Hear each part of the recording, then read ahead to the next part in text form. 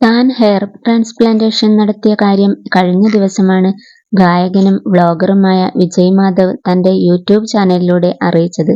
12 വർഷം മുൻപേ ഇക്കാര്യം പ്ലാൻ ചെയ്തിരുന്നു എന്നും ഇപ്പോഴാണ് നടക്കുന്നതെന്നും വിജയ് പറഞ്ഞിരുന്നു.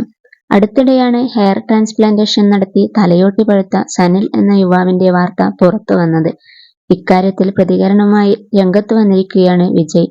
പാട്ടും പാടിയാണ് താൻ സർജറി ചെയ്തതെന്നും നല്ല ഡോക്ടറും നല്ല ക്ലിനിക്കുമാണെങ്കിൽ ഇങ്ങനെ പാട്ടും പാടിയും സർജറി ചെയ്യാമെന്നും വിജയ് പറയുന്നു. സനിലിന് ഉണ്ടായ ദുരവസ്ഥ ഇനി ആർക്കും വരാതിരിക്കട്ടെ എന്നും വിജയ് കൂട്ടിച്ചേർത്തു. പാട്ടും പാടി ചെയ്ത എന്റെ സർജറി നല്ല ഡോക്ടറും നല്ല ക്ലിനിക്കുമാണെങ്കിൽ ഇങ്ങനെ പാട്ടും പാടിയും സർജറി ചെയ്യാം. ഒരുപാട് പേര് ഇന്നലെ എനിക്ക് സനിൽ എന്ന സഹോദരന്റെ വീഡിയോസ് അയച്ചു തന്നു. ഇപ്പോഴും വന്നുകൊണ്ടേയിരിക്കുന്നു. ആ വീഡിയോ കണ്ടു കഴിഞ്ഞിട്ടില്ലായിരുന്നെങ്കിൽ ഒരുപക്ഷെ ഈ ജന്മത്തിൽ ഞാൻ ട്രാൻസ്പ്ലാന്റ് ചെയ്യില്ലായിരുന്നു.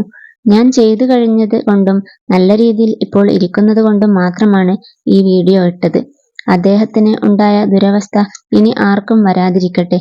എല്ലാവരും ശ്രദ്ധിക്കുക, വിജയ് മാധവ് ഇൻസ്റ്റഗ്രാമിൽ കുറിച്ചു.